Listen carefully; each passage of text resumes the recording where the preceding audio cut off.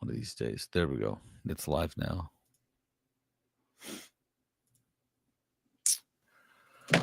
On this week's SOD, Rockstar's union busting backfires, Marvel wants more games out of Insomniac, and Fortnite invades The Simpsons.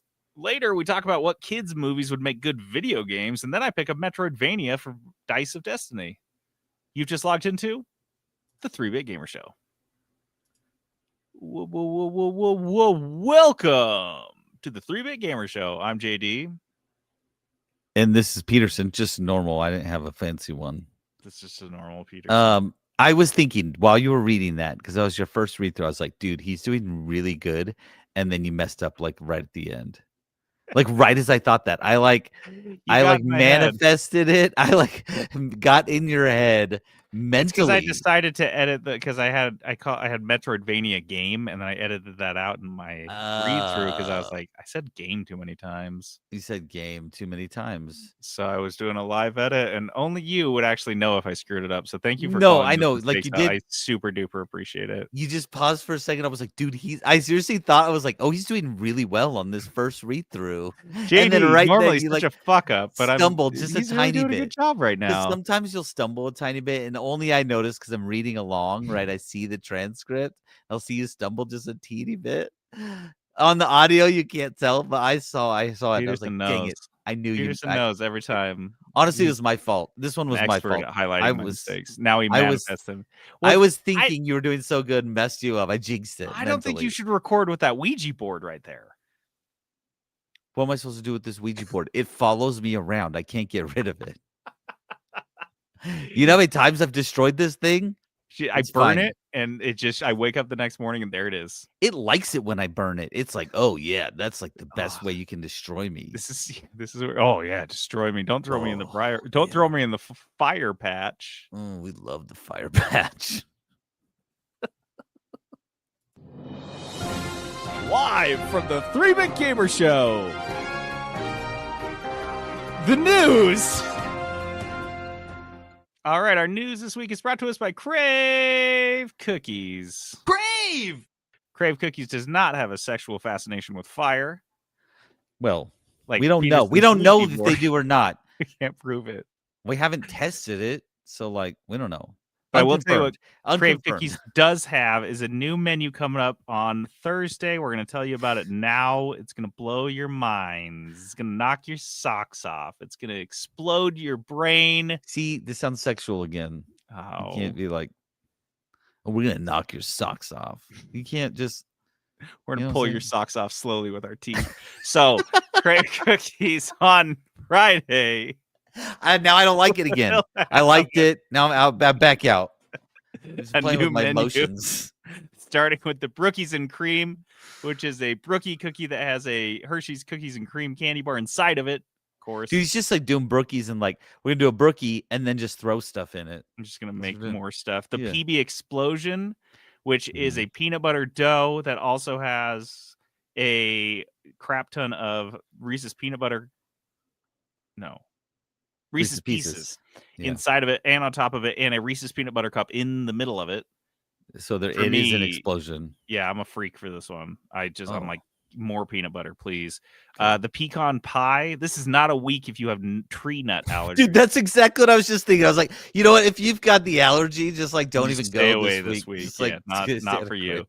Pecan pie cookie is awesome. It's got a pecan pie filling stuffed in the middle of it. I do want that one. The waffle crisp, which is amazing. We preform the cookies into like a little waffle, and then finally the better than pumpkin pie, which is like it's cold cookie. It's got a bunch of whipped cream on top of it. It's just dope.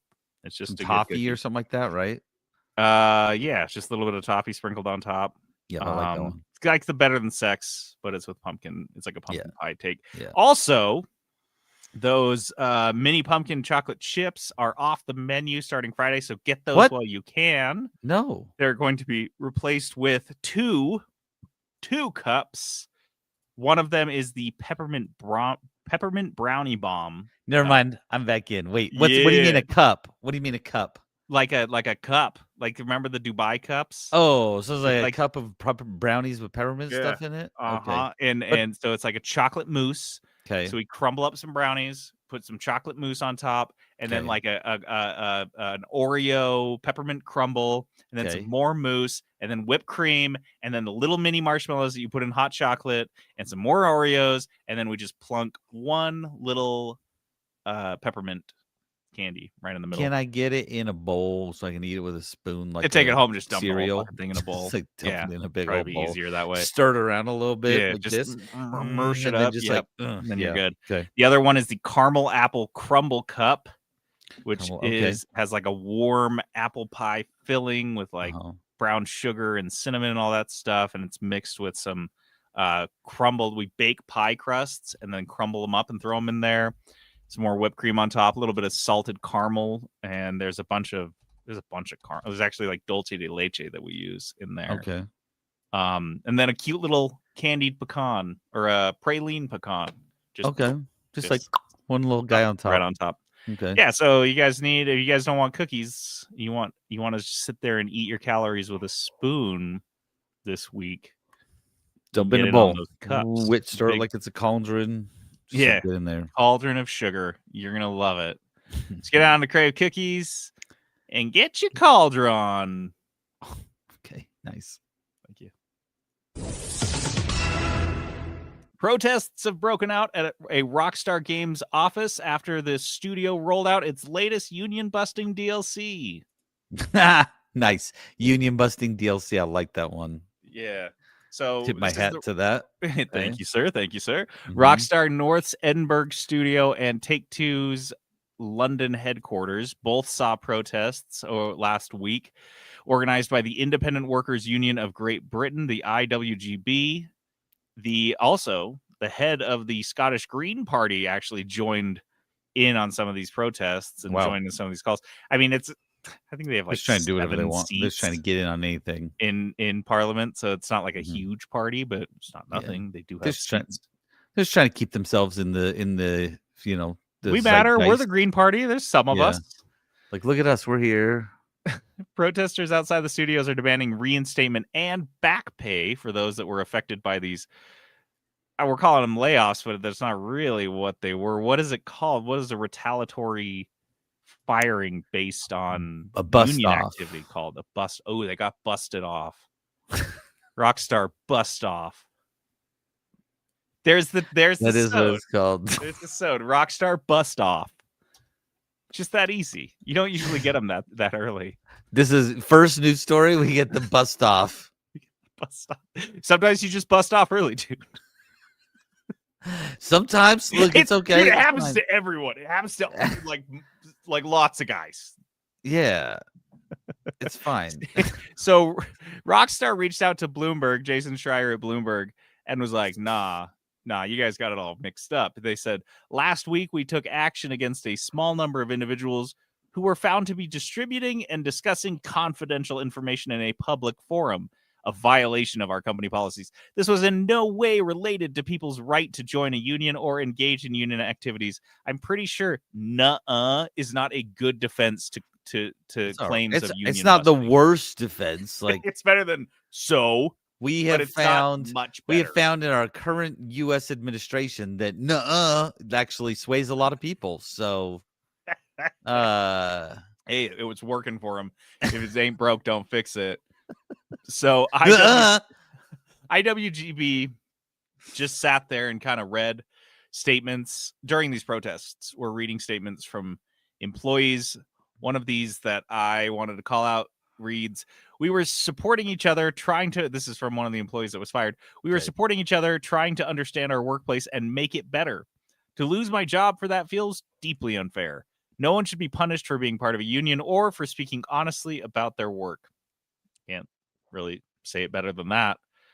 And then this, I have to read a lot from this. Oh, great. Because it was fascinating. So an anonymous Rockstar employee and current union member that isn't among these affected was posting on the GTA forums, and this was confirmed. Their identity was confirmed by one of the forum moderators, so as far as you can trust that.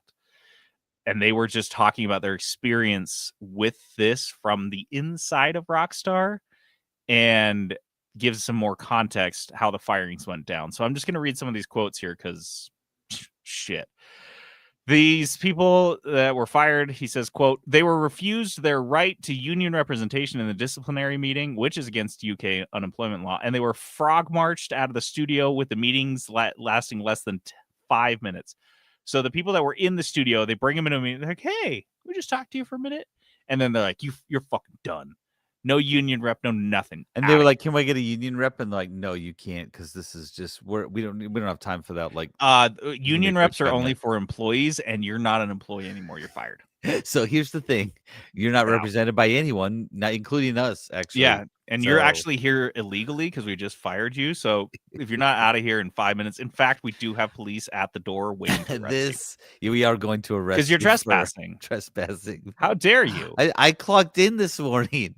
Like not work here anymore. That's a criminal malfeasance. Oh, so it also says, I am aware of one employee who had a panic attack at this moment. Oh, because the HR, if you weren't in the office, was just calling people and just a 2-minute phone call. You're fired. Bye. You're going to get a letter in the mail. Don't come back. We'll ship you your crap. I am aware of one employee who had a panic attack at this moment, and HR hung up on them during the panic attack, not caring about their well-being. Oh my god! HR's like, oh sweet, the conversation's over. You're just you know what? You're just crying the whole time. Like you got. Listen, I told you what I was gonna say. Click. I am human resources for Rockstar Games. You are no longer an employee for Rockstar Games. Click. Stop crying. Why are you crying so much? He does confirm. He says the Discord was not public. It was a private Discord that only contained Rockstar employees and IWGB union officials. That's a new detail. Interesting. That the which, to be fair, okay, not to be fair, but to play devil's advocate, is that if they were in fact in this group discussing Rockstar, anything about the studio, any details whatsoever with these union officials, they are essentially doing what Rockstar accuses them of doing, which is discussing confidential information about outsiders. Rockstar with outsiders. So I'm with you on that one, because if say you're discussing something that is, leakable, leak worthy, the union will gladly leak that stuff. I've seen it many, many, many times at my own company. They don't, because there's no expectation of privacy from the union. So if they get information, they're going to make it public, and there's no recourse for that. Right. And so that is problematic. Like being on a Discord server with the union officials talking about stuff is problematic. A good enough lawyer, which I know Rockstar can afford, could probably make that argument. Oh yeah. In court. If they don't have a good lawyer, I think I know a guy who knows, like, it has some good Jewish lawyers.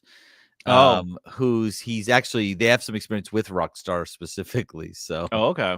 Yeah. Remember that guy? What's his name? Yeah, in Florida Joker. Gosh, you should go find him.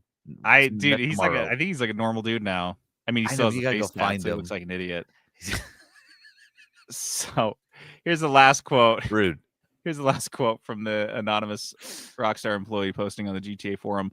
Those of us who are lucky and remain at work for now work in fear. Fearful when talking to each other at the tea prep. Tea prep? Oh my God. Can you say a more British description? It's the most British thing I've ever heard in my life. Tea prep? What the fuck does that mean? Is that a kitchen? Is that a kitchen? Like, what are you talking about? Mysterious. No idea. No clue. Here in America, we start all of our mornings with a 64-ounce mug of Diet Coke. What is tea? A tea prep. And like, do you guys like get together in the mornings and like prep your tea together? What are you doing? I guess is that a British water cooler? Yeah, that's the tea prep. Like they all huddle around the kettle. It's sitting there chat. pouring glasses of tea. Water cooler conversations. These are like, why is the water cold? Just heat it up and put a little bag of chamomile. I can't in eat no hot leaf water. Drink some hot Earl Grey with some lemon. What? And milk. So the weirdest fucking things. Put milk in it, dude. Yeah. What? Okay. Yeah. Anyway. So they Fearful when talking to each other at the tea prep. Fearful that we're next in line and are easily got rid of. Too scared to go outside the studio and talk to or even acknowledge our colleagues outside protesting in fear of reprisals. Morale in the studio is at rock bottom. When we should be excited about what's to come over the next year, we are now totally deflated and our trust and confidence in others is totally shot. Now, that was why I read this to call that out, that they, and we'll get into this a little bit later, but Rockstar, they're working on this game for another year. It's not launching for another year. So this is the time when, like they said, you got to be excited. You're putting the finishing touches on what will be undoubtedly the biggest gaming launch of next year, even though it's launching in fucking November. Like one of the biggest gaming launches of like the next decade. Yeah, like, it's going to be enormous, and your employees are now miserable in 2 of your studios more, because this is just the UK. Remember, there were some in Canada that were caught up in this mess as well. So a number of studios have employees, and I'm sure it's not just the employees that were affected, but all their coworkers that saw this happen that may or may not have been considering joining these unions, or at least, I don't know, being friends with the people that are now, working in fear, upset, just bummed. And this just hangs over your head for a year while you're supposed to be stoked about working on a huge fucking game. So nice work, Rockstar. Killing it. Union busting. Good for all. This is one of those things too where I feel like it could have been dealt with, like, without firing everybody. Like they could have gone to these employees and been like, okay, guys, hey, we just want to give you a heads up. Like, we know that some of you are in communication with union officials, which is okay, but you cannot be talking to them about proprietary stuff that we're working on, confidential stuff. Consider this your warning. If this continues, then you'll be fired. But companies often are just like, they sniff a union out. That would probably alleviate 99% of the problem. Like, people would just be like, oh, okay, like, done. Like, I'm just out. Like, I don't need to do this, right? I'd rather have my job and finish up this game I've been working on forever. Like, I'd rather do that.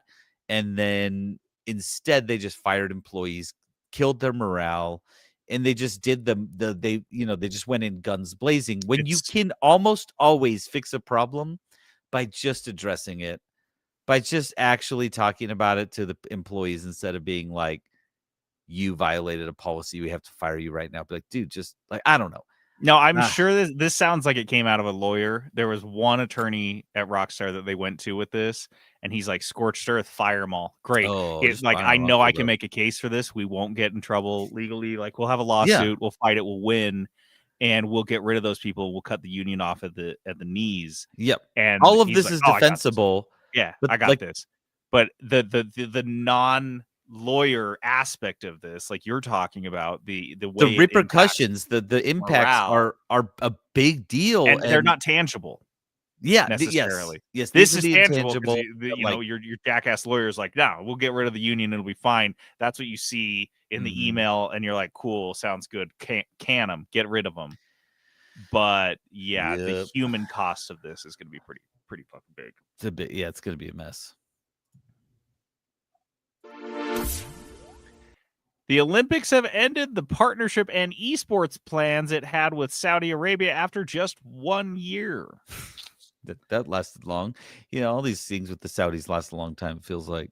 Yeah, you get your fucking hands cut off. The International Olympic Committee has ended its partnership with Saudi Arabia and canceled plans to hold the Olympic esports games in Saudi Arabia. This was originally announced as a 12-year deal. And according to the IOC, quote, both parties are committed to pursuing their own esports ambitions on separate paths. So to me, that reads as Saudi Arabia. This is just a guess, but I would bet a cool $100 the Saudis insisted up and down that every esports Olympic event was hosted, because the argument to be made is that we're like central to, various continents, which isn't a great argument to be made, but is an argument that can be made. And we are, we'll just build a big hub, and every time the Olympics esports event happens, instead of traveling with the Olympics, it will happen in Saudi Arabia. It's kind of like surfing in the Olympics.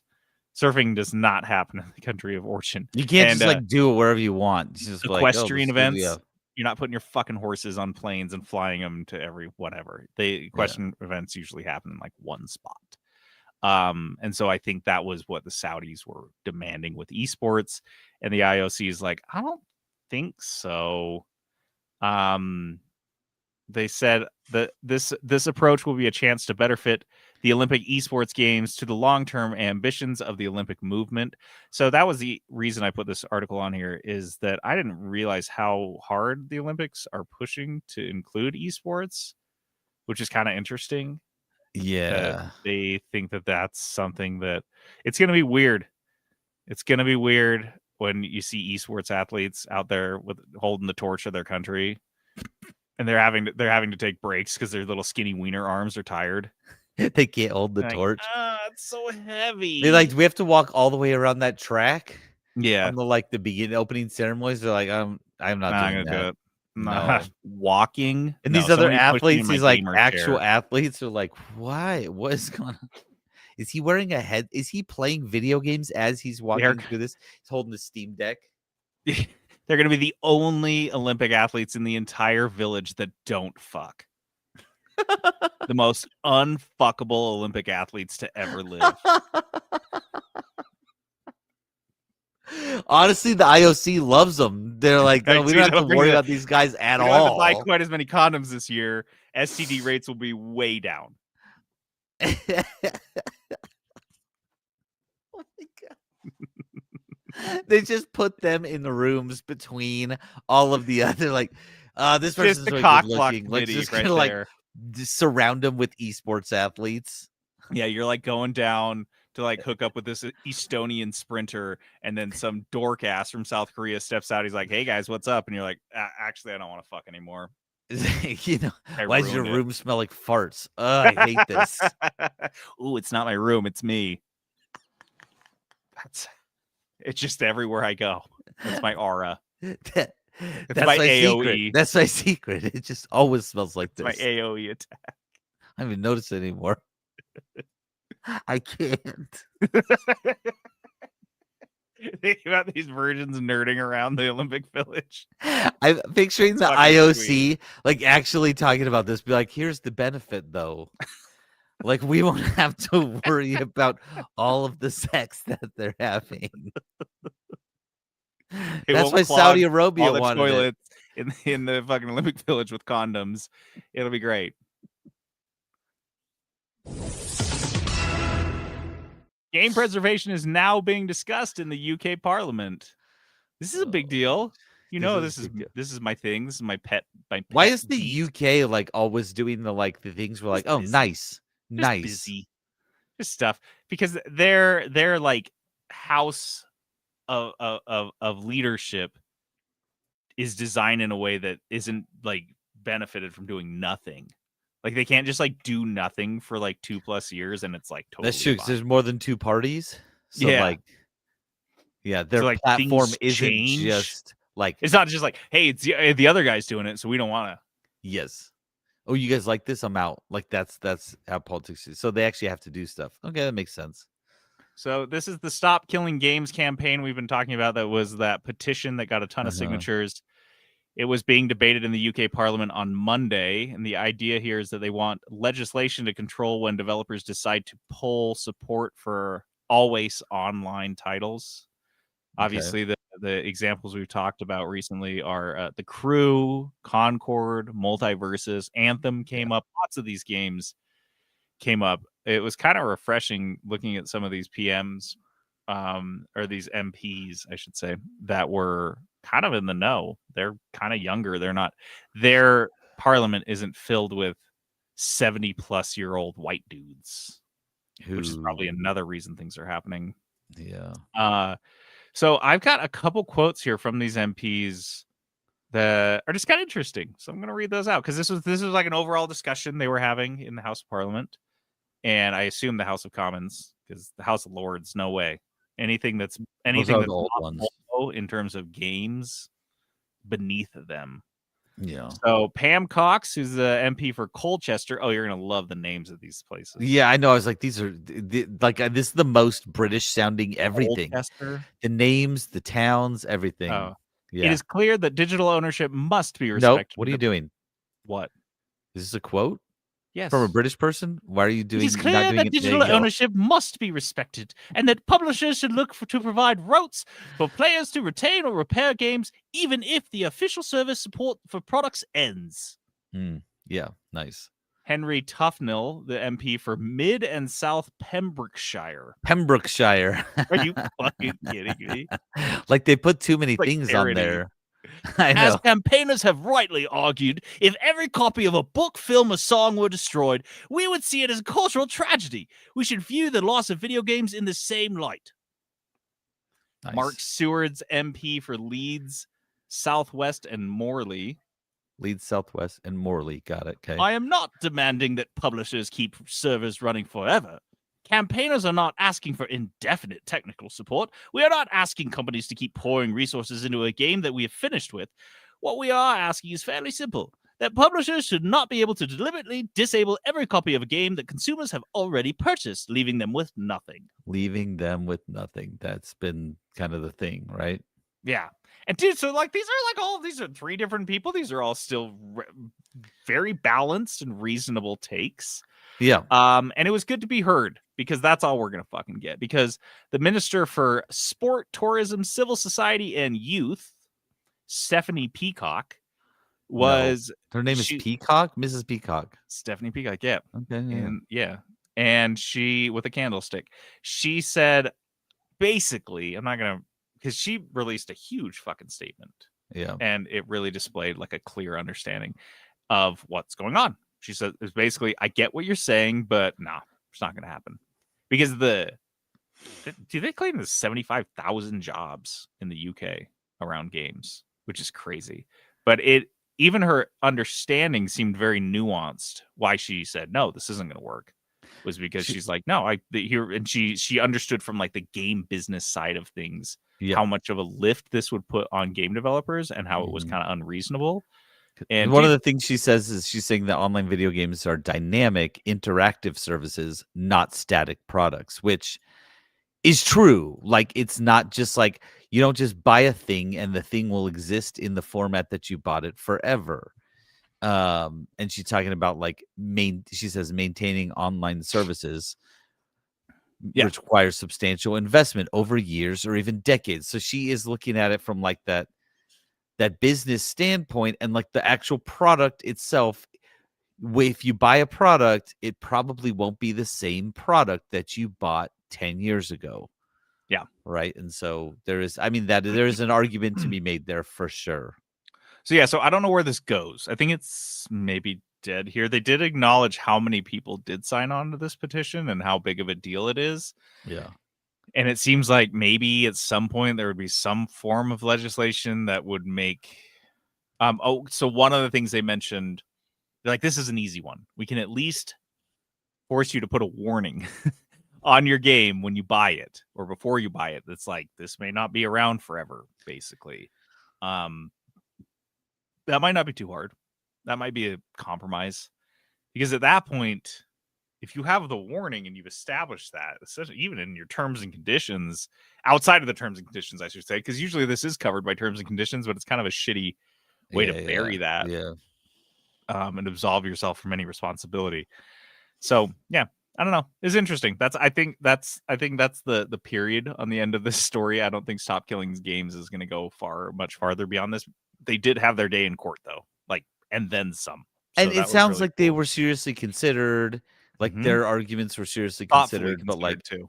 Yeah, it's not, but it's like not just an easy thing to be like, yes, if a game existed, it exists, it needs to exist forever, and the servers need to be running forever, because they're like, who by who, and who's going to put that cost? That was like, how they did address that. You know, they were like, we're not demanding that be the case, but in the case with the Crew, they're like, there should be offline opportunities like that. Yeah, and that game is just like unplayable and doesn't exist anymore. And that's something that Peacock addressed. And she's like, well, yeah, that would be nice, but that alone having to bake that into all of these games would be a huge fucking lift. So even the smaller things, quote unquote smaller, are still kind of huge for game developers to have to take. So interesting. It was kind of cool seeing that, like I said, everyone got their day in court. It was, You don't as in building a product, you don't always build an off ramp into it. Is what they're talking about. Like, yeah, that's not what you're thinking ever. You're not focusing on like I got to build an off ramp, and so.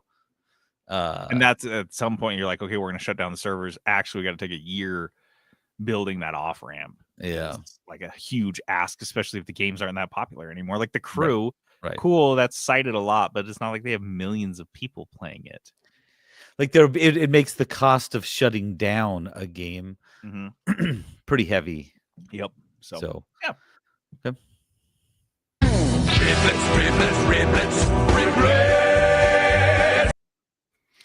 Marvel games. Oh, sorry. Riblets are little shitty news stories. They're just like tiny little guys that we want to talk about, but we don't want to spend too much time talking about. Yeah, you just suck the meat off the bone. You spit the bone out onto the floor, probably, just like a peanut shell.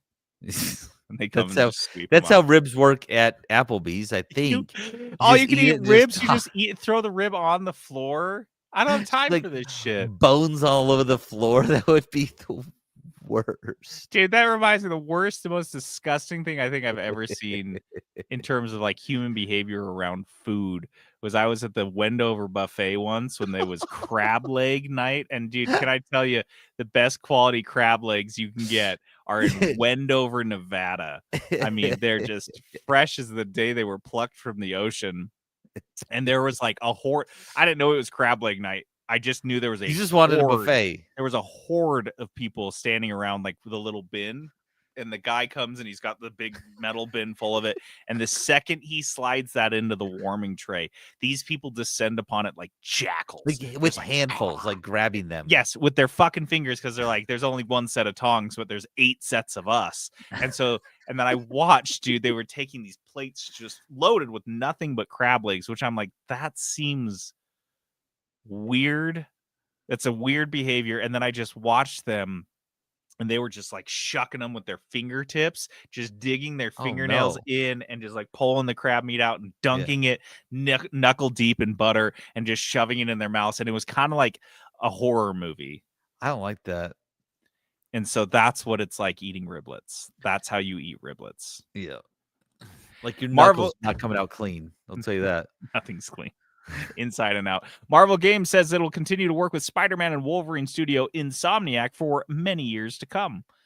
This is just a little tiny quote, essentially, that was plucked out of a larger interview with Game Informer from Marvel Games general manager Haluk Mendez, who kind of just dropped casually that he is excited to work with Insomniac for, quote, many years to come. They've just been stoked. A couple good Spider-Man games that just kicked ass. This Wolverine game, I think, is looking really hot. I think it is looking good. I'm hoping it's good. I think we're getting a Venom game next, and I think they probably got a roadmap of different Marvel titles that they're ready to work on. And these guys do it. These guys are just, I mean, they're producing the AAA Marvel games that we've wanted from every other fucking title that no studios seem to be able to do right. It's just done it and wrong. They're just, I mean, they're doing single player games with no multiplayer requirements or online bullshit or microtransactions. So guess what? Yeah, sometimes that's a little bit easier to make a quality product. Yeah. And yeah, so that's kind of cool. I think I'm stoked. It's just nice to have a steady click. I definitely want in on this Wolverine game. Probably check out a Venom game. I can't even fathom how dope a real true third person Venom game could be. So sweet. Insomniac, they're set, I think, for life. Basically, you got Marvel money, you're good. Just keep crushing these, and they'll be great. Something I alluded to earlier, Grand Theft Auto 6 has been delayed until November 19th of next year. Not this year, you suckers. And I think I called this. I think although you did too. Calling Nostradamus clip up when I'm predicting that a Rockstar game is getting delayed is not especially this Rockstar game. Yeah, dude. GTA consistently, ever since GTA 3, they always get delayed. Like, do you see that post? I think consistently. Abby put it in the Discord that was like Rockstar. It was a fake post from Rockstar Games that says 1 like and we'll delay the game. And then there's They 1 like like their own by their post. own, and they say enough said, right? Like that's Yeah. what it's like. We know it's gonna get delayed every Yeah. time. So yeah, I don't know. I mean, that will affect. That's going That to is a have a long delay. huge effect on the game industry for the first 3 quarters, or at least the first 2 quarters of next year. Because we talked about this, that everyone is just like holding their breath, waiting for that release date There's to see when do we release our game. So we're not even within a mile of. So they GTA know 6. that they know right now they've got a window now. From now, It's basically no one else releases a game for Christmas next year. they've got a year. They've got 1 year. So like people who were kind of holding out, hey, look, first, second quarters wide open. Yeah. You know what I mean? Like if you were holding, like waiting with bated breath, like, and I don't think a lot of people were. I think everyone anticipated this, but like if they were waiting, this is your time. Like just do it now. And I bet everyone from Sony, Microsoft, and everyone, Target, Best Buy, they're baking this into their sales for next Q4. Yeah, absolutely. This is going to be a huge driver of just money. Like, didn't we talk about how much they've already spent on Grand Theft Auto 6? Like, the GTA Online. You mean GTA 6 or 5? Like 6 on development of 6. Oh no, how much? I can't remember. It was like sure it's a 9 figures or billion more. Yeah. Like Yeah, it's crazy, guys. And they'll this make that game, back within they the first will. hour of the game releasing. They've already made it back. Honestly, the people just throwing money at it. But yeah, I mean, this is going to sell consoles. This is going to sell PCs. This is going to sell everything. People are going to want to play this game. So that's going to be nuts. Texas has sued Roblox for putting pedophiles on profits over safety. Well, this is the Texas. I love that Roblox has to deal with this constantly. Good for them. Like here comes the pedophile. Because if you're a Roblox player, boy, you have to deal with it constantly. It's the Texas Attorney General Ken Paxton, notorious shitbag, looking for easy wins. He tweeted, "I'm suing Roblox for putting pixel pedophiles and profits over the safety of Texas children." We cannot allow platforms like Roblox to continue operating as digital playgrounds for predators where the well-being of our kids is sacrificed on the altar of corporate greed. This guy's sounding kind of woke. Well, that's the most woke standpoint. Dude, if he's going pedophiles, so I don't know if he's going after pedophiles, Trump's gonna be pissed. Well, no, there's a. Is there, or do we carve out a big conversation we could talk about here? This you know what this means? You know what this means, right? Like he's going after pedophiles. That means he's on Roblox trying to groom kids. Oh, like that's fair. That'll be in the next 4 or 5 years. Paxton. It is his chances. The chances of us seeing that have gone up significantly now. Like that's just how it works. I'm pretty sure. Oh. Sonic Rumble has launched to mostly negative reviews on Steam thanks to its predatory monetization.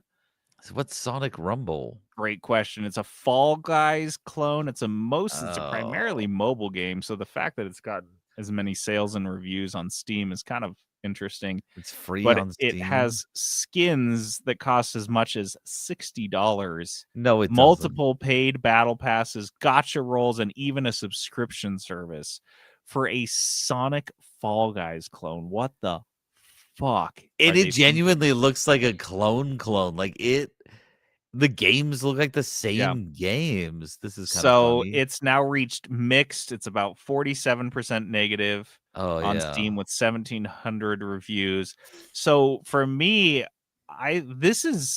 seems like a very cynical play for whoever's made this game.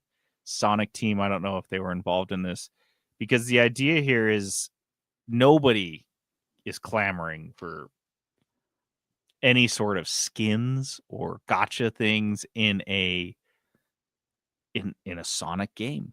No one cares about this IP to that extent. So what you're doing with this is like I said, this is a very cynical, get the kids that are going to use mom's credit card play. That's what this is. It's there. I think I honest to Christ think that is the main market that they are trying to hit with Sonic Rumble is stupid kids with mom's credit card. It's gotta be because who the fuck else is buying this? Every negative review is like, these microtransactions in this game are absolutely crazy. Yeah, and they're just over the top. So so you load it up with that, and the kids that just saw the Sonic movie and they watch Knuckles, and they're like, "Yeah, I want a Sonic game on my phone or on my mom's iPad that's free." Tap tap tap, and they're down $800. They don't know what's going on, and that's what this feels like. Because that's crazy. Gotcha rolls, battle passes in a fucking Fall Guys, any Fall Guys game, even if it was Spider-Man Fall Guys or K-pop Demon Hunters Fall Guys, you still probably would be like, it'd be a hard sell to get people to buy a battle pass. Yeah. So yeah, it's for people that don't know what they're doing. Essentially, children with credit cards. So what a fucking disaster. Leave Sonic alone. He has enough troubles with his games that they're trying. When he's trying with games, they usually still suck. This one, though. Like, well, yeah, you guys weren't even trying this one. This is just, easy, guys. Easy. Break. Okay. We took a step forward with the movies. Quit trying to take a step back. All right? Dude.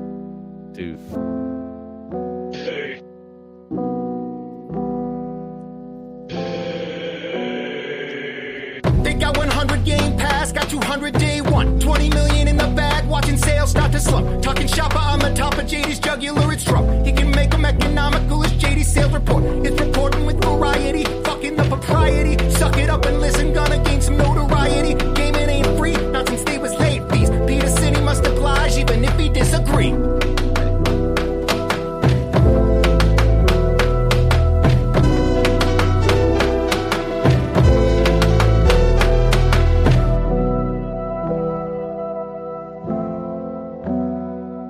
Dude. It's time for a JD's sales report.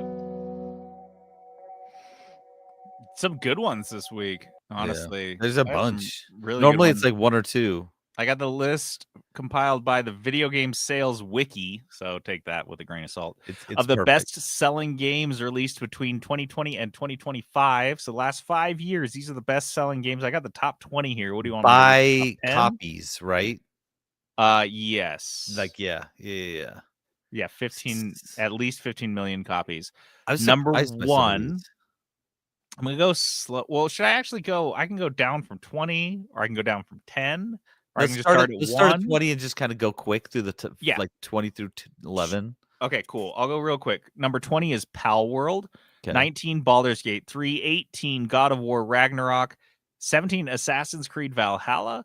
16, Pokemon Brilliant Diamond Shining Pearl. 15, Super Mario Brothers Wonder. 14, Nintendo Switch Sports. 13, Monster Hunter Rise. 12, Helldivers 2. 11, this was surprising to me, it was all the way down here. The Legend of Zelda Tears of the Kingdom at 11. So any surprises there? It's surprising that Zelda is 11, especially when we go through the top 10. You'll be like, wow, that beat Zelda. But Helldivers at 12 was about right for me. Yeah. Pal World at 20 was impressive. I thought the same thing. I was like, good for them for real, though. Yeah, because that's why they have enough cash to fight this Nintendo battle. Like essentially tied with Baldur's Gate, which is like one of the best games I've played. Yeah, Baldur's Gate and Assassin's Creed Valhalla. I was very impressed. Yeah. I was very curious. Those three were all in the same neighborhood of about 15 million sales. Yeah. All right, so the top 10, starting at number 10. Fuck this. It Takes Two. That one surprised me a lot. Shocked me. Oh my god, it's not that good, you guys. Number 9, Phasmophobia. This surprised me that it's number 9. Was it really cheap? It was pretty cheap, but and I know it was big. It's a driver. Like you play this game once and you like text 3 of your friends, like, yeah, like play this with me. Like it was big, but I didn't feel like it was top 9. 9 of the last 5 years. Yeah. This is if it was like the last 2 years, maybe, but the last 5 years is pretty crazy. That's 25 million sales for Phasmophobia. Number 8, was that an indie game? Phasma, yeah. Good Lord, I bet they're rolling in it. Number 8, Pokemon Scarlet Violet. Number 7, Black Myth Wukong. I think that a lot of that was being driven by China. Number 6, Call of Duty Vanguard. Number 5, Call of Duty Black Ops Cold War. Number 4, Cyberpunk 2077. Mm-hmm. Number 3, Elden Ring. Mm-hmm. Number 2, Hogwarts Legacy. And then number 1 game of the last 5 years is a shock to nobody, considering that this was therapy for half of the country during the pandemic. Animal Crossing's New Horizons. I'm surprised it's number 1. Because like some of these games that were like so big, and I'm not saying like the sales are all big for all of them, but like the sales for Animal Crossing is like 48 million. Number 2 is Hogwarts Legacy, 34 million. Like the gap is so big. That's what's shocking to me. Yeah. I was like, I knew Animal Crossing was big, but like I didn't know. You didn't know. We weren't in on that trend, but I think if we had been, we would have realized just how huge that game was, especially during the pandemic. I mean, I would bet 95% of those sales came before 2021. Yeah. Oh, absolutely. Absolutely. And if you can't, like, the other crazy part is how many of these top 20 are Nintendo. There's Animal Crossing. Yeah. Pokemon Scarlet Violet, Legend of Zelda Tears of the Kingdom. And Nintendo how Switch many of Sports, them Super are Mario Bros, Pokemon Brilliant, 6 of them. And if you look at the games on this top 20 list that are AAA, big fucking titles. Mm-hmm. Let's see. 1, 2. I mean, there's the top, I guess, the top 2 to 7 are all these huge AAA titles that probably cost 9+ figures to make. Yeah. But then right underneath there's Phasmophobia, which Phasmophobia like was like $10,000 and some bubble gum to make that game. I know. And they made just as much as these other ones. So like crazy. It's crazy. And then like Helldivers 2, which was big, but are they a AAA studio? I think they are, yeah. They are, and then or at least a AA, but I think that's a pretty big studio. Pal World's the other one. Pal World's dope. Yeah, Well done, they only guys. have 40 employees. They absolutely only have And half 40 of them are employees. 18 years And old. So the like idea that they made the same amount of sales as Assassin's Creed Valhalla, God of War Ragnarok, like embarrassing. Yeah, that's crazy. So so I guess what the thing is you can just throw money at a game and keep throwing money at it, but that is it's risky. the only guarantee on here. There's a couple. The only guarantees on here, Call of Duty and the colored Pokemon games. That's it. Yeah. Those Dude, are the only guarantees. If I'm being honest, I was kind of surprised that Hogwarts Legacy wasn't higher, because it is available on the Switch. It's available on more and more platforms. Everything. And so I would have thought that would have been number 1. But it's kind of Me an too, interesting list, 1 yeah. to 20. Fortnite's Simpsons update has led to a huge surge of players. Mhm. This is funny to me because I am currently on a Simpsons rewatch, and Oh. so it popped up for me on Disney Plus. There's like, you want to watch the Fortnite Simpsons special? And I was like, What? no, I don't. but I should, because I do a podcast about video games. And so I clicked it. Brother, I watched what felt like 10 minutes of it. And I was like, oh my God, is this ever going to end? This is so rough. And I clicked like little up on my remote to see Mhm. like where I was. This was a 5-minute video and I was 2 minutes in. Oh my God. It warped time for me.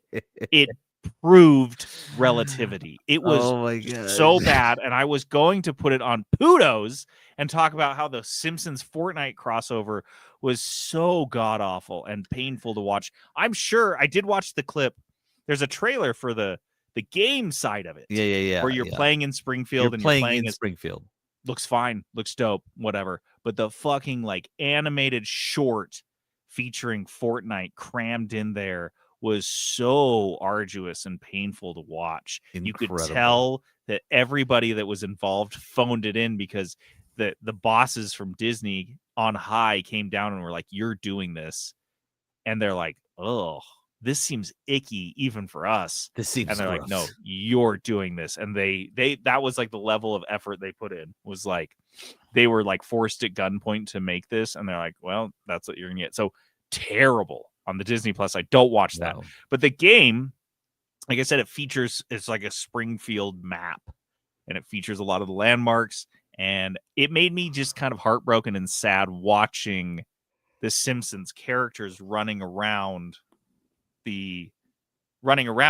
Springfield and knowing that it's not a real true Simpsons game. No. And they all had fucking automatic rifles, which was kind of weird. But the reason this is on the sales report is because though Epic did not announce any specific player data, the player figures on how many players they had, data showed that the game had gone over 2.7 million concurrent players over the weekend with the Simpsons update, which is, to give context, the highest all-time record of concurrent players for Fortnite. When do you think this happened? If you had to guess a year. 2022? 2024, November of wow. last year was the highest Fortnite concurrent player rate, which is crazy to me. Yeah, that is crazy. At times I just fall, because I'm in my own little bubble here where I'm like, oh, Fortnite's like, it's not dead by any stretch. No. But it's like people have moved on, and no, they have not. That was in November of last year, the highest concurrent player was 14.3 million. And so with the Simpsons update, they got to 2.7, which is huge, just not, anywhere near their thing. But yeah, it was. And then Epic said that short I was bitching about was the number one short on the platform, Disney Plus, when it came out. Because I think a lot of people like me clicked on it what curiously. Is this? Oh, it's so bad. Don't watch it. Steven told me last night, he was like, I downloaded Fortnite because I have a buddy who wants to play the Simpsons one, and I was like, I might play with you. Why not? Yeah. So that was kind of interesting. Consumers spent twice as much on video game remakes than remasters, according to research from Ampere Analytics, who I believe we've cited on this podcast before. They claim that global spending on an average remake was more than twice of the average remaster at 2.2 times. That makes sense to me, though. People that are kind of wondering, like, what's the fucking difference? A remake is you're just looking at you got the old game on your other screen and you're kind of looking at it, but you're making a brand new game. Like, how can I make this better? Right. Like, you're probably sticking to the story and things like that, but you're making all sorts of changes. It's a different game. Yeah.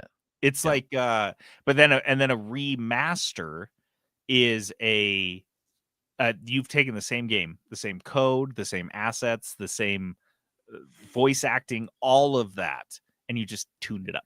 You just update it. You update it's an update for new hardware, for new machines. It looks better. Maybe plays a little bit smoother. But they modernize it, but they don't modernize the systems and things like that. Whereas in a remake, you're modernizing the systems and like a lot of the way things, like, people don't like that anymore. They like this. And so we'll change the control schemes to this and like how you actually play the game and interact with characters. Whereas in a remaster, they're like, it's going to be very similar, just a little bit fresher. It'll be fresh. Yeah. So I get that. If you're thinking, why would anyone do a remaster then? Why don't they just do remakes? Because they make more money. The answer that, according to Ampere Analytics, that they kind of get into is that in this report is that that's a lot more expensive and risky. Yeah. Because you're making a brand new game. It's going to cost more money. It's going to cost a lot more development hours to do that versus just taking the existing code and updating it. Yeah. So it kind of seems like it's even, because you may make twice as much, but you probably have to spend twice, if not more, as much on a remaster or a remake than you will on a remaster. So it's kind of just a balance. And you know what it feels like the difference is for me? A remake feels like they do it for, I mean, obviously they're doing it all for money, but like they're doing it for the love of the game. And a remaster feels like they're doing it to sell the game again. Yes. Right? I 100% agree.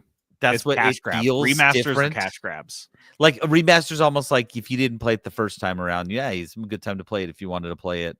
Whereas a remake is like, I do want to play this game again, just different.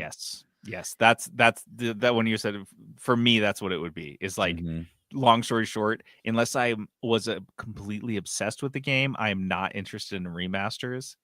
But Mhm. remakes, whether or not I played it at all, I want. That's what I'm so much more interested in a remake. Yes, Mhm. just to see, like you said, a fresh take with updated systems.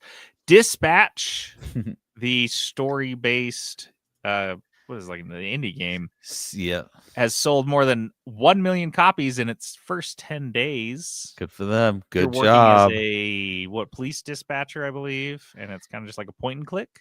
You're like a no. You're like the dispatcher for superhero squad, right? Oh, that's what that was. Yeah. Oh, yes, You're yes, the dispatcher for a yes. squad of superheroes, and you're like, okay, here's the thing. You're sending them out to their Yeah. missions and stuff. Crimes. Yeah. 21.7 to 21,700 reviews, 95% positive. It has a very Invincible vibe to it, like in terms of like it looks like Comic booky. comic booky, so it looks like that. But people are loving this game. I kind of want to play it. Yeah, You know, this was on my wish list, so I must have been into it at some point. I know I want to play it. Like I've thought about it, but hold on, is it even on my? It's not even on my wish list. Ugh, Now I'm it is. just yeah, I just put it on my wish list right now. Arc Raiders has also sold 1.5 million copies in just 3 days. That's crazy. Yeah, I think Skylar was playing this on our Discord Mhm. and has been enjoying it. But Arc Raiders is a extraction shooter. And as we've kind of talked about before, you don't get a lot of these. So that's why Duck Off is blowing up. Dude, extraction shooters, maybe they're hot. Duck Off's blown up. Arc Raiders is blown up. I mean, I know people like them. They are a good like type of multiplayer game. Arc Raiders, I've been watching it and I'm like, can my machine handle this game? Yeah, it looks like my machine would explode. Like my machine I feel like it would handle it, but it would run hot. Yeah. And I'm like, ooh, I don't know, man. I don't know if I'm ready for that. Because Yeah, it looks because you don't know how to replace your thermal paste. I don't You have want to be cautious. I don't want You got to be cautious. Yeah. Sounds terrible.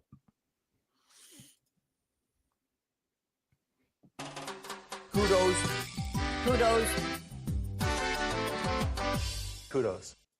All right, kudos. Some positivity.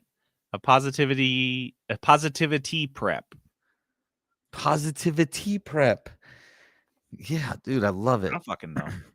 I don't know what a T prep is, so we can just don't say know that. what that means. I'll go first. A new show I've been watching, and Peterson and I had a discussion about this, and I was kind of shocked to learn after years and years of watching. I guess I like horror movies. I guess I like horror. You do.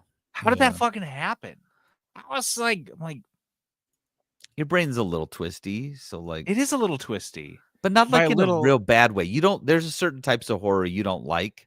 Yes, I don't like It's- gore. I'm No. really not a big fan of gore. You're not that type of twisty. You just like a that, little like dark. torture porn. Like I've never seen a Saw movie, and I have zero desire to see the Saw movies. I've seen Saw ever. 1. I don't want to see. You see Saw?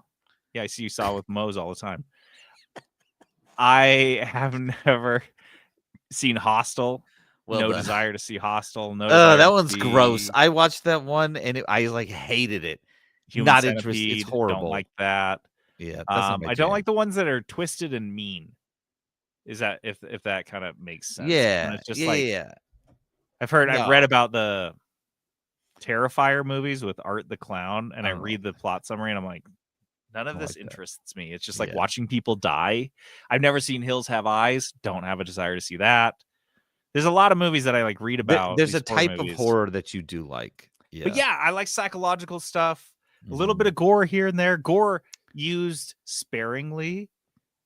Like it's like Effectively, it's like not- spice for me. Yeah, Like a yeah, little yeah. bit of spice on my food. But if you I get it. over spice it, it's too spicy to eat. I'm gonna hate that dish. So yeah, the one that I've been watching that just came out on HBO, been really digging is It. Welcome to Derry. So This is based on the more recent It movies that came out based on Stephen King's It. The 2-part movie that came out on it was, it's on HBO. I don't know. It was in theaters, but I did watch those and like those. And these are in the same universe with Bill Skarsgård. He's an executive producer now on the show. And he also, I believe, reclaims his role, reprises his role as the eponymous It, the clown from as it. He is It. So there's a through line from the movies. However, this series takes place in the 60s. If you guys aren't familiar with It, the creepy clown that lives in the sewers underneath Derry, Maine, comes up every 27 years and abducts a bunch of kids and eats them and just fucks with them or whatever. And his whole, So the idea with the original It was like the first part of the book or the movies or whatever was as the kids. And then 27 years later, they come back, the survivors, after they kind of defeat the clown, and then they come back 27 years later to like finish him off. Yeah. Is the idea. So this series goes back 27 years before the first one. So it's set in the 60s. And it is fucking cool. The time period, I'm not a huge period fan. Like going back, I don't know. So like anything before the 90s, I'm like, 90s period stuff. I'm like, fuck yeah. Okay. But any stuff that's a little bit you get earlier before than that, and you're like, not into it. I could leave it, but this stuff works. It's set in the 60s. So there's like race relations shit that's going on, and they're just that kind of like changeover after the mid-century. So it's interesting, and seeing a different generation take on it is kind of fascinating. Without the technology and things that they have in the movies. Yeah. What's also neat about this is that they're set to do 2 more seasons, so there will be 3 seasons in total. And the next ones will go back to the 30s, and the ones before that will go back to the early 1900s, and that will be the 3rd season. So they're going backwards to like get to its origin. And if you guys, again, this is kind of a spoiler, but it's also not really. It's like telling you that in Friday the 13th, it's Jason Voorhees' mom that's the killer. So it is like a space alien. What? And he Just like ruin lands everything. on Earth like a couple hundred years before anyone even settles in Maine. He's like a space demon from hell space. And then they build a town on top of him, and they're like, oh man, it's so weird. Every so often their town gets all fucked up. It's because you built on top of a fucking space monster from hell. From space. So yeah, hell. it's kind of cool they're going back, because that was alluded to in the book and kind of in the movie series, whatever. But they're really digging into it. This does have, I guess, Stephen King's sign off. I was a little disappointed he's not like directly involved in any way from what I can see. It's not like they consulted with him. He's not listed. He doesn't have a consulting credit, because if it were me and I was writing an It movie, I would be like, Stephen King, can I take you out to dinner and pick your brain for 6 hours about what your vision was for this like lore? And maybe that happened. Maybe that you don't get a consulting credit for that dinner, but that's my only disappointment, because I know Stephen King gets these crazy fucking worlds in his head, and sometimes he just doesn't have them all come out. So, but it's awesome. If you guys are into this, if you liked the new It movies, I think you'll dig this. If you like period pieces, I think you'll dig this. The gore is very tactfully placed. Like it's kind of nasty. I'll be honest. What is this? What are you watching this on? HBO. Oh, got it. Okay. Yeah. So it's on HBO. And I think if you have like Hulu and stuff, there's like options for like whatever. First 3 episodes are out now. The new episodes come out on Sunday. So I also like shows that come out like not all at once. I don't really like the big dump. I like a big dump. I know it's weird. This is after fucking. I wish this had been out in October, early October. This would have been the perfect October month watch. Yeah, this JD would have liked this in October. Yeah, It's freaky. Just some You good can killing. watch. Look, this will build you up to Thanksgiving, and then you can go Gobble into, like, gobble, and then motherfucker. and then you just can be got done Stuffed. with horror and gore for a minute Yeah, and going then into you the just Christmas season. yeah, and then you go into what is it? What's the Violent Night. Violent Night, dude? That's You that's do. my Christmas It's night so movie. good That's my though. Come tradition. on. Christmas night after all the whole holidays taken care of. It's just like I polish the whole holiday off with Violent Night. It's fucking Yeah, that's sweet. good. Yeah. What do you got? Oh yeah, I got a couple. I'm gonna just do a quick Foodos first. Foodos, the new Coke flavor is out, creamy vanilla Coke. I love vanilla Coke. Like, Coke doesn't do a lot of flavors that turn out well. They'll like Mhm. release a flavor and you're like, what are you doing? Like, why are you making like marshmallow flavor? Like, that's stupid. It tastes gross and don't do this. And like chocolate Coke and stuff like that. Not good. But vanilla is good. So what this is essentially like cream soda, vanilla Coke.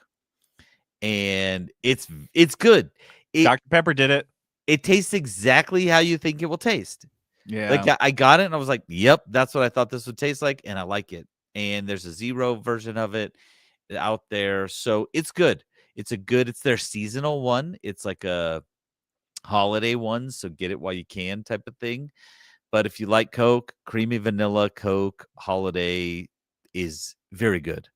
Absolutely worth it. So I'm glad they released a good flavor for once instead of those weird. This is just regular Coke or is there diet? I don't know if there's diet. I think there's diet. I never even looked at diet. I don't like Diet Coke. Coke Zero. For life. Coke Zero don't know. boy. And then I got one more kudos. One more Cood. Let's just call him Coods. I got another cood. We got for my second cood of the Why night. haven't we been doing that?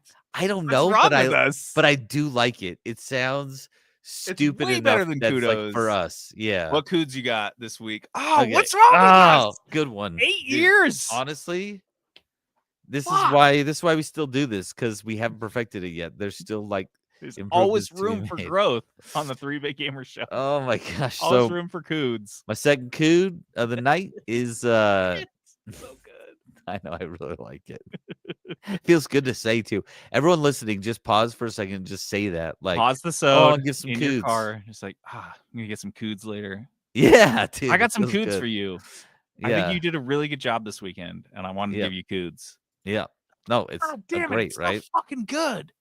All right, so my second cood of the night is a card game that I played last night. Got together with some friends. We played some games, and we played a game called, my friend introduced me to a game called Here to Slay. It's a card game, and so there was 5 of us. We all played.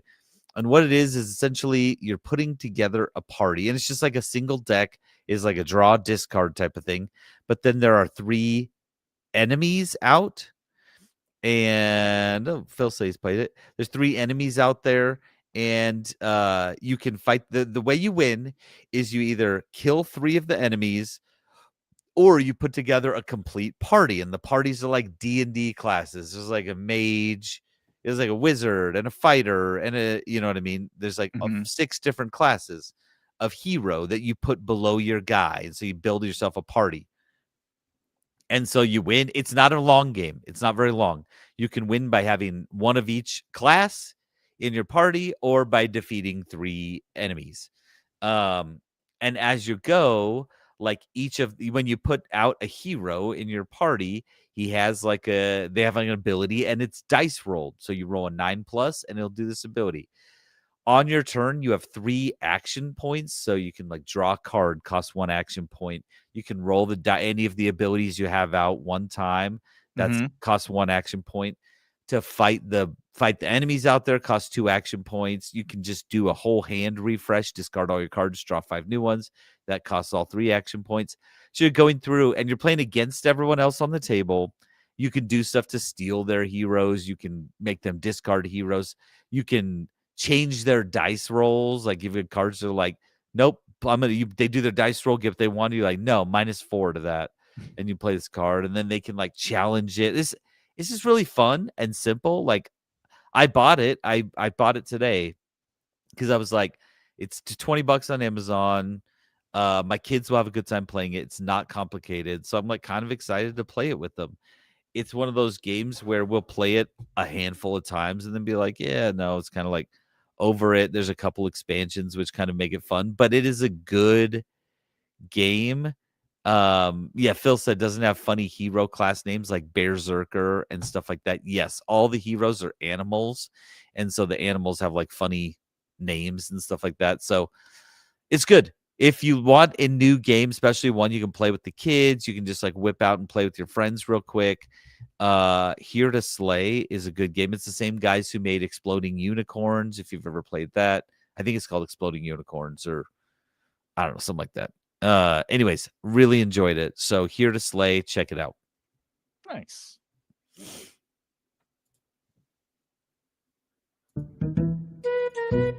JD asks. JD asks. JD asks. JD ass? JD's ass. I don't know, guys. We're going with JD ass. JD's ass. All right. JD asks is the segment where I ask something. And this week I'm asking, what other kids' movies would make great games? We have been playing Grounded 2 in early access for the past couple weeks now. I am fully hooked on it. JD is like in. We're on almost this. done, I think, with all the current content for it. And I'm We're getting actually close. really psyched because it means I can stop playing it. It's Because if like this were that. like the full release game and there was that much content, I would be like, well, there goes 6 months. I'm not going to be able to stop. I'd be constantly bugging Peterson, get on. Because yeah, I'm way into it. Get on. Oh my Get god. on with it. But what's cool about that is Grounded is more or less Honey, I Shrunk the Kids, the video game. Like Right, it right, right. borrows so heavily, especially the first one. The second one I feel like is distinguished itself pretty well from the movie, but the first one takes place in a backyard. It has Like, a lot it of the same is the bugs. same It has a lot thing. of the same like setup, and it looks familiar. And You find know, a big it's- cookie, right? you find a big cookie that's the exact same cookie from the fucking movie. Stuff like that is so on the nose. You're like, oh my god, how'd they get away with this? How did Disney let this slide? Rick Moranis was like, "Oh, let him have it. Let him Yeah, have just it." whatever. It's fine. I don't care. So I got to thinking, because this worked out so well, are there, and it does feel like I was telling Peterson the other day when he didn't jump on, I put on my second monitor, I put Honey, I Shrunk the Kids up and watched it while I was playing. Kind of. It was just in the background. I wasn't really watching. I was listening to it while I played.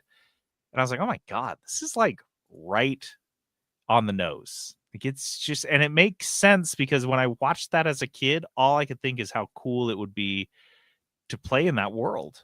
And that's what this game has provided is a snapshot of childhood imagination for me. And I think that's why a part of why I like it so much, because I did watch that movie a bunch when I was a kid. That wasn't one we owned. I didn't own the clamshell, but any opportunity to watch that or rent it, I was fucking all over it. It's just good. Yep. So, dude, Yeah, I I've watched it a got, lot too. Why don't you have- start us off? yeah, I I have think yours 6. are probably better than mine. Oh, I only Yeah. have like 3 or 4. I probably won't do them all. Okay, so the other thing that I wanted to make sure to clarify with the ones that I've done was that I wanted to follow the same design of Grounded, which is to say that they didn't just make Honey, I Shrunk the Kids, the video game that follows the story of the film and whatnot. They took the world that was presented by the film and built a game in that world. And so that's kind of the approach I took, is not necessarily that these are one-to-one. So the first one that I liked was Toy Story. And again, this isn't the movie Toy Story. This That is is a a good world, and this is kind of it's kind of like that old Dreamcast game I reference all the time, Toy Commander. Yeah. But this idea that you would be in a house or maybe a neighborhood. I like the whole neighborhood, and you're playing as a toy, and maybe you have to like go limp or whatever if somebody walks by. So there's like a stealth element to it as well. Mhm. I don't know what the missions would be. I don't know what the objectives would be in this, but that world of playing as a toy that has to remain kind of, I guess, anonymous or not reveal your sentience.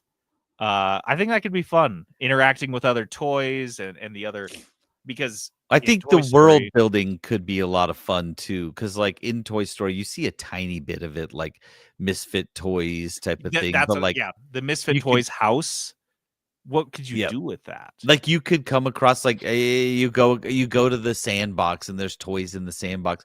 You could come across, you could be like in the yard and there's a platoon of army men. You know what I mean? And like or who or- roam around and yeah, or I there's don't the know. house across the street only has 3 girls, so all the toys are girl toys, yeah. and that's like the girl toy house, something like that. I don't know. I just think that'd be fun. I think it'd be fucking fun, and you get to choose what toy you play as. You can play as a car or a doll or an army man, and you all have different, A abilities. and- figurine, like a Ninja Turtle, like you know what Yeah. I mean. Like you play as like all sorts of things. I do like that. That one's really good because the world of it, I think, is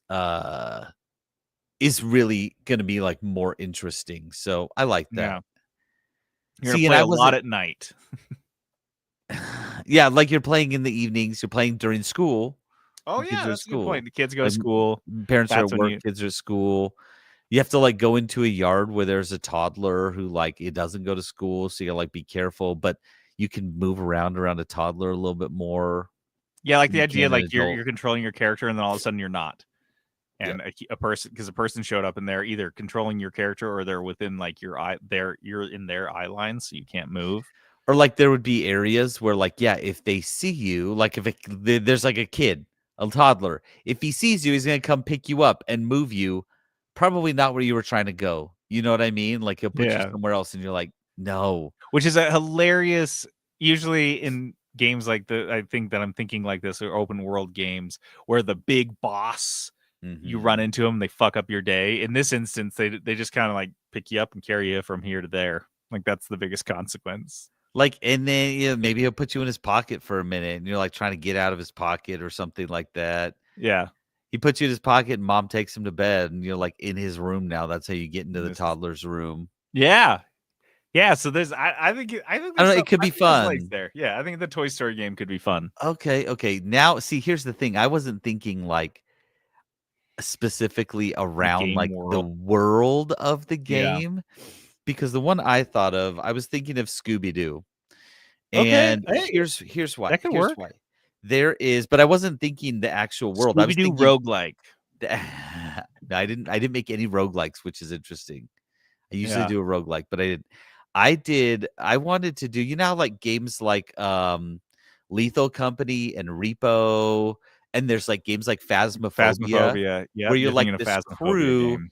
and Yeah. you're trying to go in and you've got like an objective. I think Phasmophobia type with the Scooby Doo. It's just a mod for Phasmophobia. That's what Phil said. Called it. Yeah, like Yep. where you're doing, but like slightly different. You're trying to uncover a mystery. There's not like an actual ghost. You're trying to figure out who this is and like put together clues and things like that as a crew. But it's a little bit spooky, a little bit goofy, a little bit silly.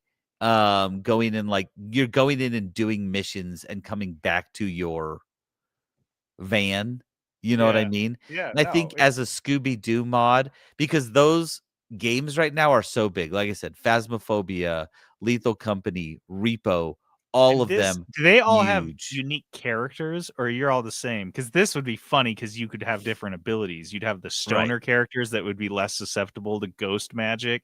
Right. You'd have the smart one. You'd have the strong one. You have the hot one. Yeah. I just plays the hot one all the time. Yeah, fuck yeah, Daphne. He's just third person. No, I don't know. I just think it'd be kind of fun. It'd be like a fun twist on one of those types of games. Yeah, And like you wouldn't be playing a Scooby-Doo story per se. You'd just be playing in the Scooby-Doo universe as these characters actually doing missions, which Yeah. I think would be kind of fun. that's why I like the roguelike aspect of it, is because you could just keep playing new ones and just try to get as far as you can. Yeah, To the like point where you pull the unlocking mask stuff. off the mayor or whatever. Another one that I liked that I thought would be really fun would be Jumanji. This seemed like a gimme. This So one's- good. because So good. from a video game perspective, you have the board which you pull up in like a menu, and it's essentially like a survival kind of game, not open world survival craft, but like a survival game where you're running from things and trying to just like avoid enemies for a period of time, whether that's 5 minutes or 10 minutes. And once you've like gotten to a place where you're like, okay, I think we got away from the mosquitoes, I think they've like exhausted themselves, and you're running around a big open town. I like that for the world. It's like a big constrained town. It's got borders, but it's like a town. And Did it's you getting say- progressively. Did you say this one's like a roguelike? Because No. I want this like a roguelike where each run Oh yeah, is no, like you a can set it up that different way. game of it. Like, Yes. there's like monkeys in this Because one. each roll, and the idea that these each thing that you're hitting on these rolls is fucking up the town Yeah. progressively. kinda So fun. you run away from the mosquitoes, and then you're like hiding somewhere, trying to do your next roll on the board, and then all of a sudden, some monkeys from a previous roll show up and try to steal the board or fuck up your day somehow.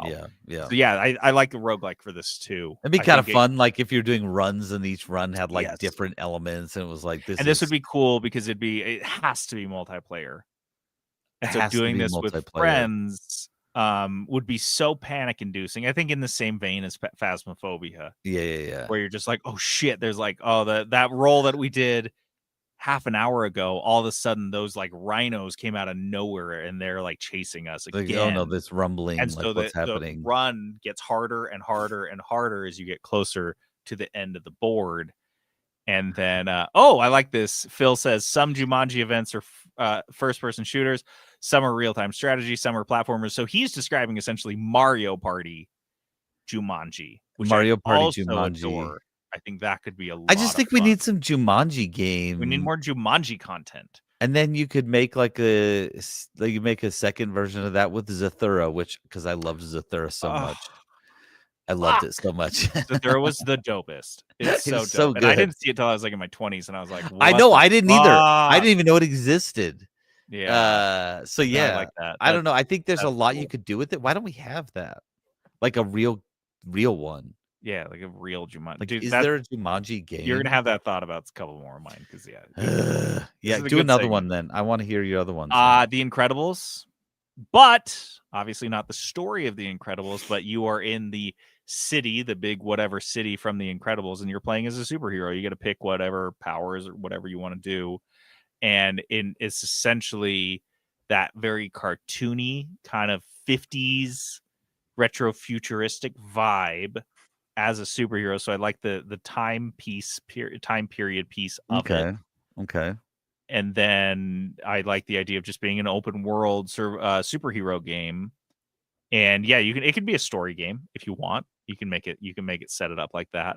But I love the Incredibles. I like the world that they built. Incredibles 2, I was like, I could leave it. But Incredibles 1, when they go through all the superheroes that the guy killed, Syndrome killed. Yeah. I want to be in the city where those all existed, and you've got crazy villains like the bomb guy and stuff, Bomb Voyage, and so like you could have a lot of fun with that. I think just being an open world superhero game that is so silly, because a lot of them take themselves very seriously. Yeah, very seriously. But this one would be a lot more silly and fun. And I just think that'd be a blast. Okay. So the other one that I think I want to do is, because I was really trying to think of a way to do DuckTales. I love Shit. I love DuckTales. I loved it. Okay, but what if, so hear me out. Schedule one type of game where you play as one of the ducks. You're playing, or it's 3 because it's a multiplayer game. Mhm. play as the ducks, but you are trying to essentially follow in Scrooge's footsteps by building an empire. And I don't know exactly what you're doing, what they're selling or what they're creating or what they're building, but you Like Drug are Wars, but with DuckTales. yeah, and not drugs Well, though. don't they aren't they a delivery service? What do they do in that plane? What are they fucking doing? No, that you're thinking of Tailspin. Oh. Ooh. I am thinking of Tailspin. What is DuckTales? DuckTales. Woo. Scrooge McDuck. And then the bad guys, the dogs or whatever. Oh are yeah, trying this to is like steal the their like stuff. Huey, Dewey, and Louie. Oh, okay. Yeah, the dogs are always trying to steal their stuff. So Huey, Dewey, and Louie are just trying to make money, and I don't know, you're selling something. You're always getting robbed by what are they called? I don't know. Clearly, I don't know DuckTales as well. Yeah, Tailspin, which I know also Tailspin did up think and about. down. Well, and I thought I was like, do people know Tailspin that well? Because Tailspin was big, but it was very short lived. It didn't feel like it was going for like it was like it was like a period of time. There was like a few years where like Tailspin was big. How many years did it go for? I'm looking it up right now. Tailspin looks like it was 65 episodes from 1990 to 1991. Dude, I was 3. Why do I have so much knowledge of Tailspin? That's what I'm saying. I was What and the like I've shit? seen it. I'm pretty sure I've seen all of them. Yeah, Like, why do I we know was in the- Tailspin so much? I feel like it's been syndicated it- all up and down. Yes, it was airing for years and years, probably because I Yeah. remember watching it as well. But yeah, and like so, I thought of Tailspin. I was like, do people know Tailspin, or was that just like a me thing? Like, Oh, people know it was Tailspin. first run syndication, so it was made for syndication. So they're like, we got Oh. 65 episodes, we're gonna run those into the ground for the next Over and over and decade. over and over and over and that's over. what we got. That's what Thanks, we got. Disney. So we could do a Tailspin universe Yeah, game. yeah. It's like flying around and like I don't even know the story of Tailspin. Now I need to watch Tailspin again. It's the anthropomorphized versions of characters from the Jungle Book. It is Yes. Baloo, right? Oh my gosh, Yes. it is. Why did I ever put this together? This is the weirdest thing. That's What the fuck? And it's on an island. okay. Okay, let's do And the they- Tailspin universe. What? There's Just like- anthropomorphic animals, although normal, wild, and domesticated animals exist. Dude, this is killing me right now. And it's 20 years after a great war, and it focuses on a bush pilot whose air cargo freight business is taken up by Rebecca Cunningham. Incredible. Oh, dude. Yeah, dude. I wanna Tailspin play the universe. fucking Tailspin game. Dude, you're absolutely right. The Tailspin universe where you are just like, Yes. you got this plane. There are video games. There was a War No. Thunder parody game. No, It was not an need a real official one, though. Tailspin game. And there was a couple on like Game Boy and shit. No, we need like a real one. We need a Tailspin game. In the Tailspin universe? This is killing me. I'm gonna okay, when we get off tonight, I'm gonna go on learn a how to code. Tailspin rabbit Eat hole. Tailspin. Like I Dude, and I'm sure it's on Disney Plus. I'm gonna watch all 65 episodes tonight. that's what we need to do. I'm not I'm going looking to at the work tomorrow. characters, I'm and watching yeah. Tailspin. Dude, I can't. We need to watch. We need to play a Tailspin game. Yeah, that's what we like need. like in this universe. That is so. I'm dying. That's Another quick one I had that's pretty much writes itself, and I'm actually surprised that I think this is the closest to the spirit of this question for me, where it's Oh. just like you could just make this and everyone would be like, "Oh, that's the Home Alone game." It's so simple. It's a fucking it's a Home Alone video game where you're essentially just setting traps and then you just see what happens, and you can also run around. What are these called? What's like Plants vs Zombies? Tower defense. oh.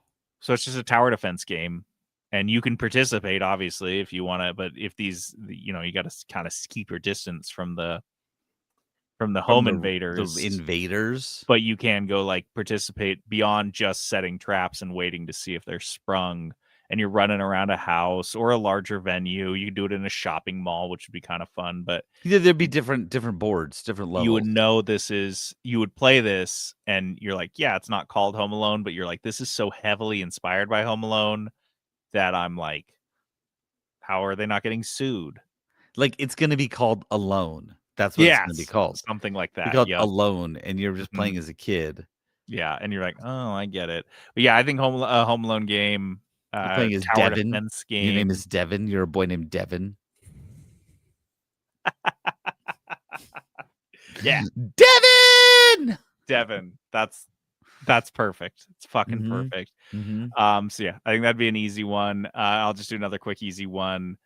That I think this one would be more of a, I don't know what, but it would be in the world. And this is another movie that I watched recently while I was playing Grounded, and I was like, this fits the bill. Richie Rich. Did you ever see Richie Rich? Not really. No. It really stuck with me as a kid. This was like I was a little too old You for were too Richie old for Rich. Richie Rich. But one of the things that I loved about Richie Rich, there were a couple things that, so his parents are like super duper rich, and he just has this very plush life. Yeah. And then we'll see, Phil, if one of these scenes is one of them, but he invites all the poor kids over to play with him because he doesn't have any friends. And he's got all sorts of, he's got a roller coaster in his backyard.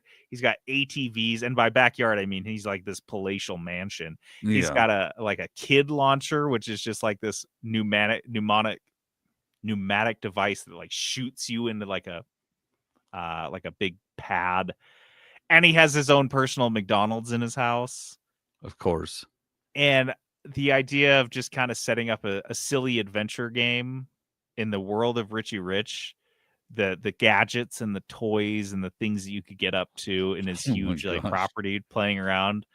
No, Phil, you're right. That's when he's on the plane and they use this smell of this, I don't know, the sniffer to smell out the TNT. But yeah, Richie Rich could be kind of a fun world to play with. I don't even know. That came out. I was 12 years old when it came out, so I was. You should watch it with your kids. It's terrible. It's a terrible movie, but it's pretty fun escapism. It's kind of silly. Okay. Richie Rich. Pro-union. By the way, his dad is one of the richest people out there, and he's pro-union. The main bad guy is a union buster, so it's kind of a trip. Is he union buster? Yeah, the bad guy who like tries to kill Richie Rich's dad does so because he wants to bust a union. Wow, interesting. Yeah, it's pretty crazy. Actually doesn't even track at all for rich people in the US, so I don't even know. I mean, this is very fantasy. I told you it's fantasy. It's high fantasy. It's high fantasy. Yeah. I don't think you're using that term correctly, but I agree. You have to get really high and think about it. You're like, wow. Did you have any others? I just have one more, which is the Homeward Bound survival game. Oh, are you playing as a dog? You're playing as a dog. You're not building anything. No. You're just getting from point A to point B and doing your best to do it. It's more of a walking sim. Okay. But you do it with your friends and you kind of just support each other, stuff like that. No, Homeward Bound is too sad. Yeah. Like, what are you trying to do? Trying to make us cry? I don't want to cry. It's like It Takes Two situation. Yeah, like, it doesn't feel good. Nah, it just makes you feel sad. And then Yeah, one of your like friends crap the whole dies and you just time. watch the dog die and you're like, fuck me. You keep finding companions throughout the game and they just keep dying. Keep You're dying. like, I hate this game. Yeah, this is rough. Like the dog, it's like 15 dogs die between like. They're like, I want to come hang out with you. You're like, please don't. No, you're too cute. I don't want All you. I do Are is you a court death. corgi? Are Oh you my a god, corgi? no! I You're don't not want gonna you make to it, little come- buddy. I just The know ways you're are getting coming. eaten by a bear. His Did you tiny have any little legs. more? I was trying to think of one in the Flintstones universe. Like, what if it was like a survival crafting game? Just in do the an open Flintstones? world. Flintstones. But I don't know That if would be fucking fun. I think that the little technologies you could come up with is you'd be building like modern things like cars and stuff, but you'd be building them out of rocks. and dinosaurs. And Like you would be dinosaurs. using dinosaurs to actually like This is like Ark. This is like a different version of Ark, basically. yes, but like you remember like dinosaurs would be like working in the factory. They'd be Yeah, like a part They of it. put them to work. Yeah. Like you'd capture a pterodactyl and now that's your isn't that like he rings the bell and like a pterodactyl, you know what I mean? Like Yeah. you're actually dinosaurs, you have to capture them and they are now You put 'em to building work. parts. They are Yeah. parts of the building that you're going to be doing. So, Yeah. that could be really weird and like kind of funny though, like a funny twist on it. Like you're capturing the creatures and then using them to build your house and build your technology and stuff like that. I dig it. So Flintstones, Okay. and that was it. Dude, I like that. If you guys have any cool kids movies, The best one especially was from Toy the Story 90s. though. Toy Story was my favorite one. That's the one I want. I'm like, oh yeah, I do. Mine want that. was Jumanji. I want the Jumanji game. I would so love a fucking good bad. Jumanji game. I just don't feel like they do it good. If they did it Oh, good, it'd be like hard. oh, so good. Okay. Dice of destiny. All right, Dice of Destiny is this game we play. At the end of every episode, we roll a couple dice that tell us what kind of game we're going to play, how much we're going to spend on it, and who's going to play it. Last week, I rolled a strange combination of dice that I You won't get did. into. Yeah, it was like this. It was like a mini game we got Yeah. into. But ultimately, it came up with I can pick any Metroidvania I want. Yeah. And you know, I didn't go through. I did pick mine. But now that I'm thinking about it, I did want to go through really quickly and just look At your wish list. because or in my library, because I rolled a Oh. roll that allows me to look for Backlog. backlog games. So let's see if I have any Metro. Oh, I don't have any. I don't own any Metroid games. You just don't like them. I guess you hate Metroidvanias. So interesting. Metroidvania. Oh, there we go. Okay. Let's see if any of these I haven't played. Nope. I have played all of my Metroid games that I currently own. So, motherfuck. I own this? I don't know. Oh! I don't know. Interesting. I don't know what's happening. Like there's like a whole thing happening. I don't know what it is. Okay. So let me tell you this. Okay. The game that I picked that I was going to play is called Supra World. Okay. Which funny that we were just talking about Supra? this Supra. Okay. We were just talking about the Toy Story game because this is more or less that. Which is funny because I picked this after I sat down and wrote out all of my stuff for the JD Asks, and then I stumbled across this game, and it seemed really familiar, and I just realized it's because I purchased the first one already. It's in my backlog called Supra Land. So I played Supra Land. Yeah. Or I haven't played it. You own it. I own Superland, and it's overwhelmingly positive. It came out in 2019, and the sequel, Supra World, just came out this August, Mm-hmm. and it's in early access now. So here's my question: The which answer do I is no. play? I don't know. Which would you play if you owned one and it had already come out? It's the full title, and it's You well didn't received, play and you already own it. Superland. You should play Superland Superland, right? And then the You Supra should. World I can play if you later. like it. This Because like it's is in early access, it'll only get better. overwhelmingly positive reviews. And I the- bought it because I think it went on super sale recently. Like it was dirt fucking cheap. a mix between Portal, Zelda, and Metroid. Yeah. Okay. Exploration, Yeah. puzzles, terrible combat, secret upgrades, and new abilities that help you reach new places. That is the description in the store page, like that they've Yeah. put in there. Yeah. Terrible combat. So, all right. Okay. I think it looks like a lot of fun. Super looks World looks like a interesting. blast too. But I think I'm gonna do the responsible gamer thing and play the first one. There's like a bunch of these. Since I already own it, that makes it a lot easier. There's And a it Super just- Ball. Barely got added to my That's so funny.